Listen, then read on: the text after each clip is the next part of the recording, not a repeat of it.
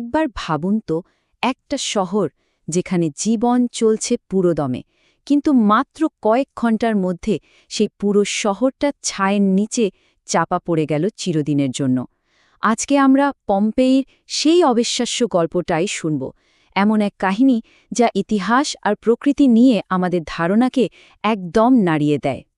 এটা কিন্তু কোনো সিনেমার কাল্পনিক দৃশ্য না, বরং ইটালির এক ব্যস্ত শহরের জলযন্ত্র সত্যি ঘটনা। পম্পে আমাদের এটাই দেখায় যে কিভাবে একটা গোটা সভ্যতা এক মুহূর্তের মধ্যে প্রকৃতির রোষে পুরোপুরি বিলীন হয়ে যেতে পারে। তো চলুন প্রথমে একটু অতীতে ফিরে যাই। ধ্বংসের সে ভয়ঙ্কর দিনের আগে পম্পে ঠিক কেমন ছিল? আসুন সে কোলাহলপূর্ণ প্রাণবন্ত শহরটার একটা ছবি মনে মনে আঁকার চেষ্টা করি। শহরটা ছিল সূর্যের আলোয় ঝলমলে, রাস্তাঘাট, দোকানপাট আর মানুষের কোলাহলে সবসময় মুখর থাকত। মানে রোমান সাম্রাজ্যের জন্য এটা ছিল একটা গর্বের জায়গা। আচ্ছা, শহরটাতে থাকত কত মানুষ? প্রায় ১৫ থেকে ২০,০০০। ভাবুন তো, আমাদের মতনই সাধারণ মানুষ, যাদের সবারই নিজস্ব স্বপ্ন ছিল, পরিবার ছিল। তাই এটা কিন্তু শুধু একটা শহরের ধ্বংস হয়ে যাওয়ার গল্প না, এটা হাজার হাজার মানুষের ব্যক্তিগত ট্র্যাজেডির একটা জীবন্ত দলিল। আর তাদের জীবনটাও ছিল বেশ রঙিন।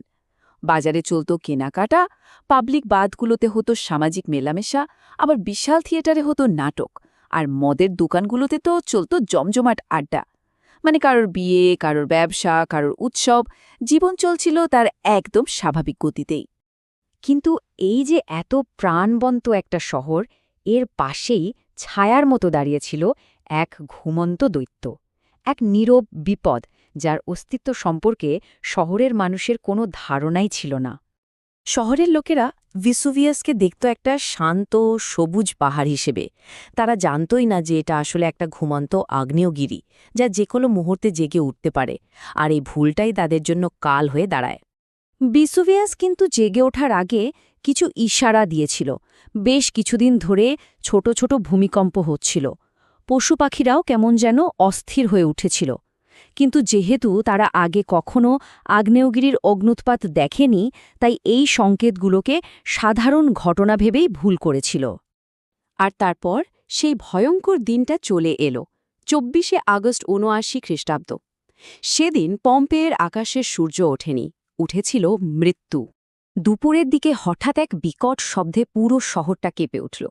কয়েক মিনিটের মধ্যে ভিসুভিয়াসের মুখ থেকে প্রায় ২০ কিলোমিটার উঁচু এক বিশাল কালো মেঘ আকাশে উঠে গেল।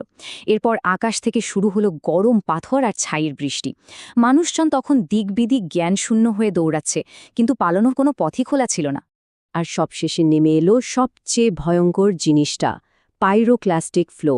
এটা হলো প্রচণ্ড গরম গ্যাস আর ছাইয়ের একটা ঝড়, যা ঘণ্টায় শত শত কিলোমিটার বেগে ছুটে আসে। এর সামনে পড়ার মানেই ছিল নিশ্চিত মৃত্যু। ৭০০ ডিগ্রি সেলসিয়াস, ভাবা যায় এই তাপমাত্রাটা কতটা ভয়ঙ্কর সেটা কল্পনা করাও কঠিন। ওই আগুনের ঝড়ের সামনে মানুষ এক মুহূর্ত দাঁড়ানোর সুযোগ পায়নি। পালানোর তো কোনো প্রশ্নই ওঠে না। যে যেখানে ছিল ঠিক সেই মুহূর্তে সেখানেই চিরকালের জন্য যেন জমে গিয়েছিল। মাত্র কয়েক ঘন্টার মধ্যে একটা জীবন্ত সভ্যতা পৃথিবীর মানচিত্র থেকে মুছে গেল। পম্পেই হারিয়ে গেল ছাই আর স্মৃতির নিচে, প্রায় ১৭০০ বছরের জন্য। অবিশ্বাস্য হলেও এটাই সত্যি। মাত্র ১৮ থেকে ২০ ঘণ্টার মধ্যে পম্পেই শহরটা প্রায় ৬ থেকে ৭ মিটার ছায়ের নিচে পুরোপুরি চাপা পড়ে যায়। মানুষ একসময় ভুলে গিয়েছিল যেখানে কোনোদিন একটা শহর ছিল। সবচেয়ে মর্মান্তিক হল মানুষের শেষ মুহূর্তগুলো। কেউ হয়তো পালানোর জন্য দরজার কাছে পৌঁছে গিয়েছিল, কোনো মা হয়তো তার সন্তানকে শেষবারের মতো বুকে জড়িয়ে ধরেছিল, কেউ হয়তো ঈশ্বরের কাছে প্রার্থনা করছিল। ছাইয়ের নিচে তাদের সে শেষ মুহূর্তগুলোই চিরদিনের জন্য যেন জমে গেছে। তারপর কেটে গেল প্রায় ১৭০০ বছর, আর এতগুলো বছর পর পৃথিবী আবার এই হারিয়ে যাওয়া শহরের সন্ধান পেল। ১৭৪৮ সাল, প্রায় ১৭০০ বছর বিস্মৃতির অন্ধকারে থাকার পর একদল শ্রমিক খনন কাজ করতে গিয়ে হঠাৎ করেই খুঁজে পেল এক হারানো সভ্যতার চিহ্ন। এভাবেই বিশ্ব আবার খুঁজে পেল পম্পেইকে, সেই ছায়ের নিচে ঘুমিয়ে থাকা শহরটাকে। প্রত্নতাত্ত্বিকরা তখন এক অসাধারণ কৌশল বের করলেন। ছাইয়ের নিচে মানুষের দেহগুলো পচে গেলেও তাদের চারপাশে একটা ফাঁপা জায়গা বা ছাঁচ তৈরি হয়ে গিয়েছিল। বিজ্ঞানীরা সেই ছাঁচের মধ্যে প্লাস্টার ঢেলে দিয়ে সেই মানুষগুলোর শেষ মুহূর্তের নিখুঁত প্রতিরূপ তৈরি করলেন, যা আজও আমাদের বাকরুদ্ধ করে দেয়। দেখুন, পম্পেই কিন্তু শুধু একটা ট্র্যাজেডির গল্প নয়, এটা ইতিহাসের এক অমূল্য অধ্যায় আর ভবিষ্যতের জন্য এক জোরালো সতর্কবার্তাও বটে। পম্পে আমাদের জন্য একটা টাইম ক্যাপসুলের মতো কাজ করে। এর মাধ্যমে আমরা জানতে পারি প্রাচীন রোমানরা কিভাবে জীবনযাপন করত, কি খেত, কি পড়ত। কিন্তু এর সবচেয়ে বড় শিক্ষা হল প্রকৃতির শক্তির কাছে মানুষ আসলে কতটা অসহায়। আর সবচেয়ে বড় সত্যিটা হলো মাউন্ট ভিসুভিয়াস আজও সক্রিয়, মানে যে কোনো দিন এটা আবার জেগে উঠতে পারে।